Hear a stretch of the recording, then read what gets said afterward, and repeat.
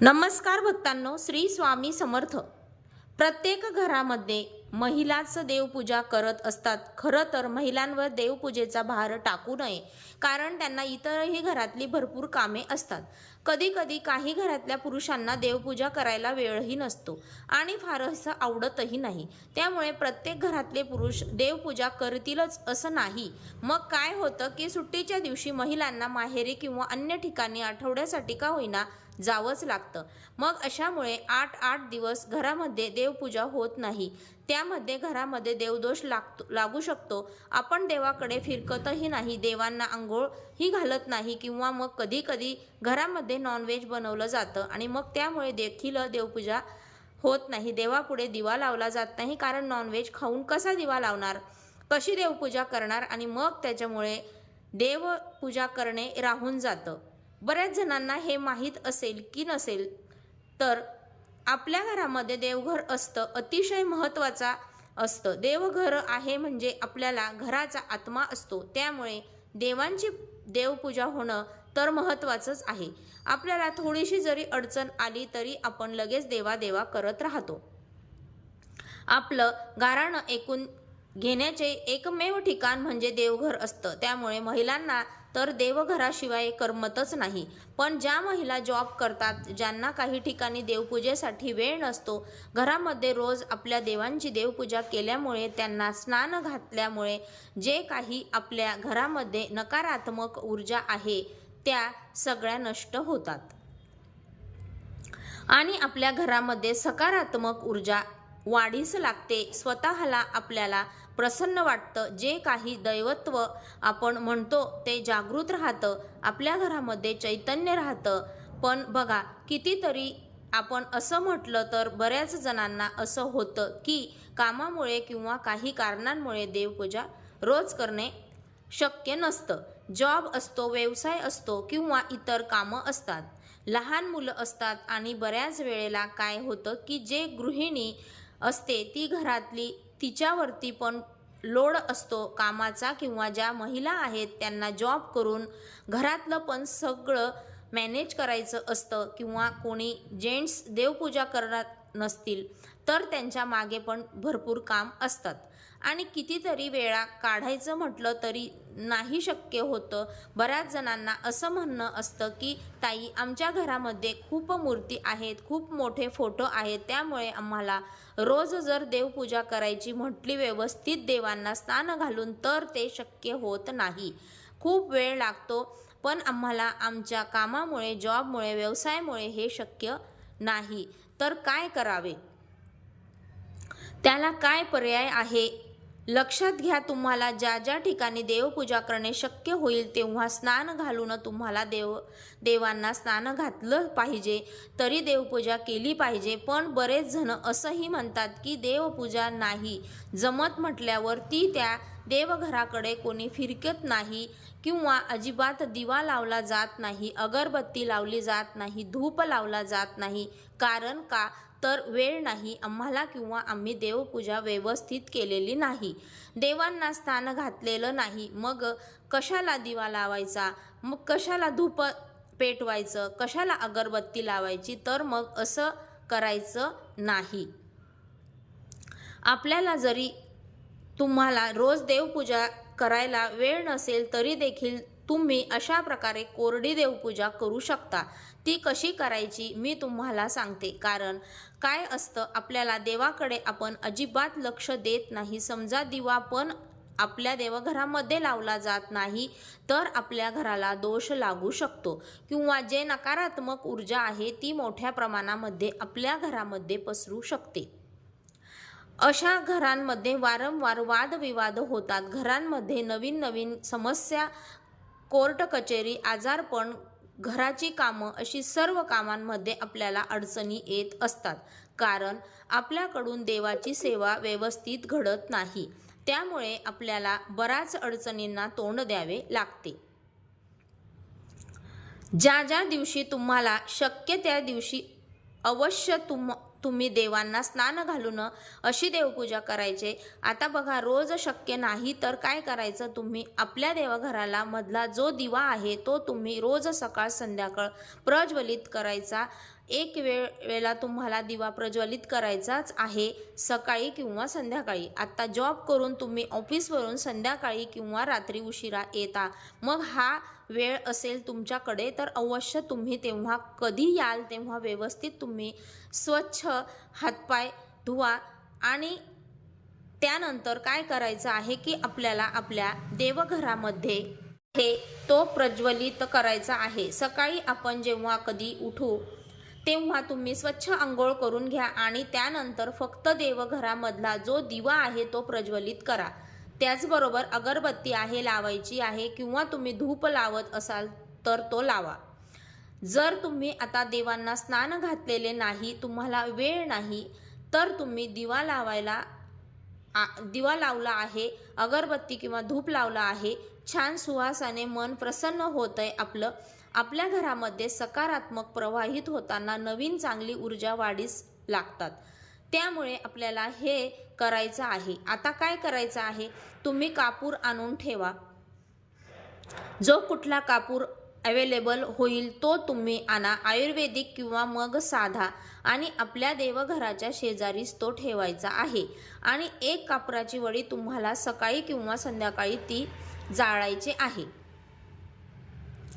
आरती सर्वांनाच माहीत असते, फक्त ती जरी आरती तुम्ही म्हटली तरी चालेल। आरती करत असताना घंटानाद करा। घंटानादाने काय होतं, घरामधील काही वाईट शक्ती असतात, नकारात्मक ऊर्जा असते, लपून बसलेली असते, त्या दूर होतात। त्यामुळे घंटानाद तुम्हाला सकाळी करत चला। संध्याकाळी दिवे लागल्याच्या वेळेला तुम्ही अशा प्रकारे घंटानाद करून आरती म्हणायची आहे। हे खूप सोपं आहे। तुम्हाला आता ऐकताना वाटत असेल की खूप जास्त वेळ लागेल, पण बघा 5च मिनिटे लागतात फक्त दिवा लावणे। तेल तूप जे आहे ना ते दिव्यामध्ये देवघराच्या शेजारी एखाद्या बॉटलमध्ये तुम्ही भरून ठेवा। दिव्यासाठीच वेगळं तेल तूप काढले तर खूप सोपं पडतं ते। आणि दिवा लावलायचा, उदबत्ती किंवा धूप पेटवायचं, कापूर जाळायचा आणि आरती म्हणायची आहे आपल्याला। हे आवश्यक, पण एवढी गोष्ट लक्षात घ्या, जी तुम्ही वाहिलेली फुलं आहेत ती दुसऱ्या दिवशी मात्र तुम्हाला आठवणीने काढायची आहेत। जर नवीन तुमच्याकडे ताजी फुलं असतील तर ती फुलं तुम्ही देवांना वाहा, नाही तर मग पूर्ण आठवडाभर ठेवणं हे अत्यंत चुकीचं आहे। तर तुम्ही तीच फुलं आठवडाभर तशीच ठेवली तर प्रचंड प्रमाणामध्ये नकारात्मक ऊर्जा तुमच्या घरामध्ये तयार होते। यामुळे काय होतं, घरामध्ये वादविवाद, भांडणं लागतात, नवरा बायकोंमध्ये वाद होतात, किंवा घरातल्या सदस्यांमध्ये वाद होतात, आजारपण येतं।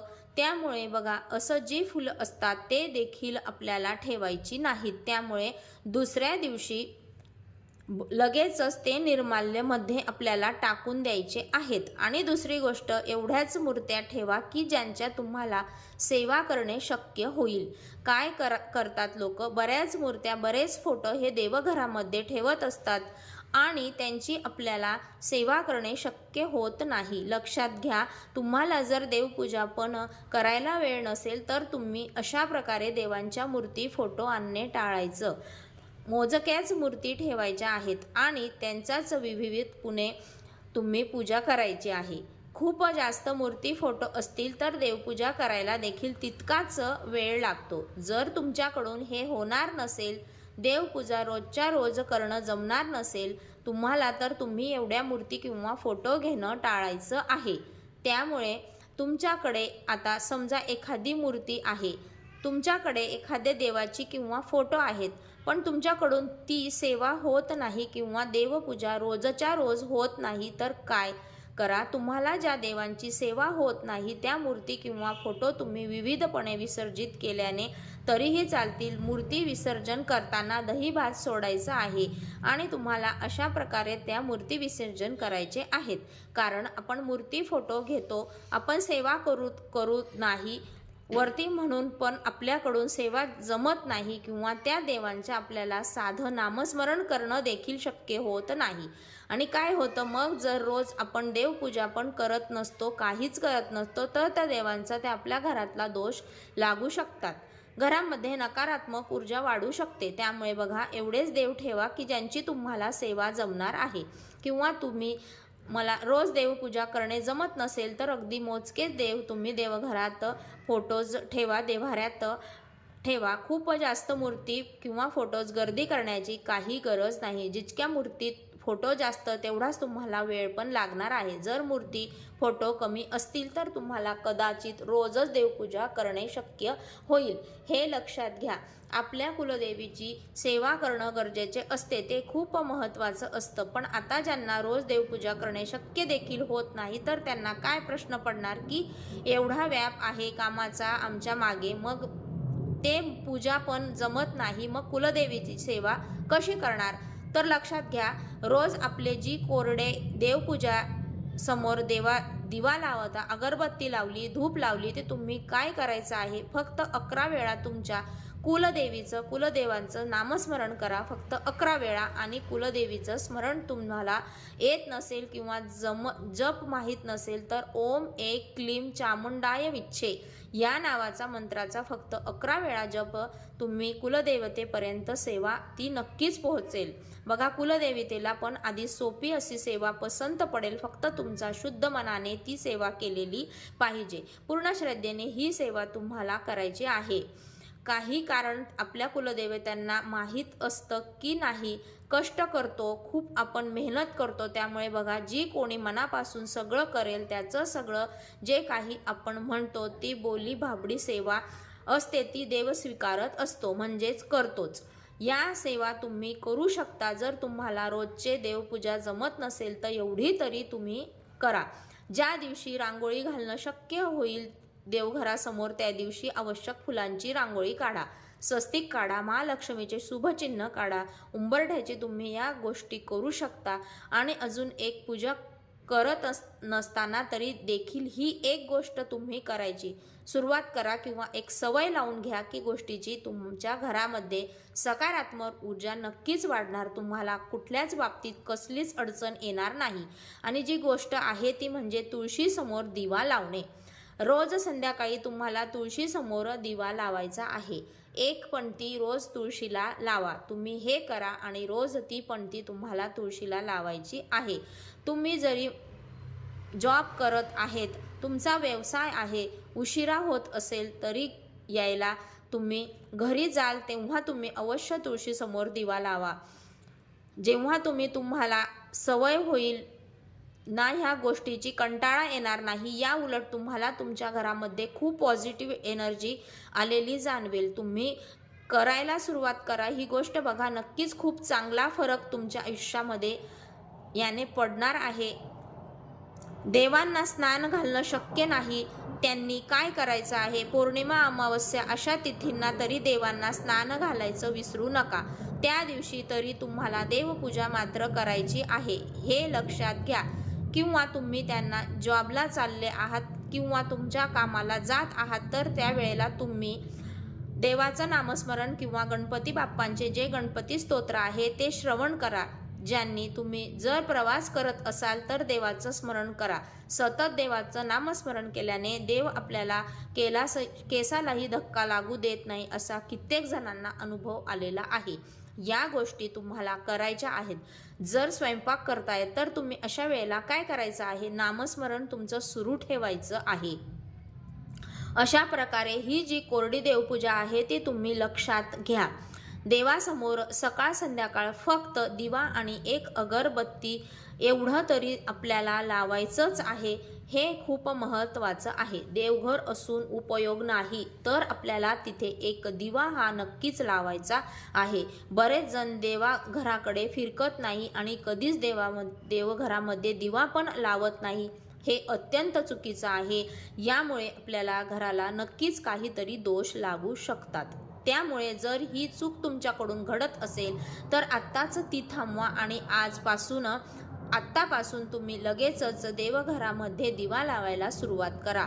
व्हिडिओला जास्तीत जास्त शेअर करा, म्हणजे सगळ्यांना ही माहिती कळेल आणि नक्कीच बऱ्याच जणांना या माहितीचा उपयोग होईल. धन्यवाद. श्री स्वामी समर्थ.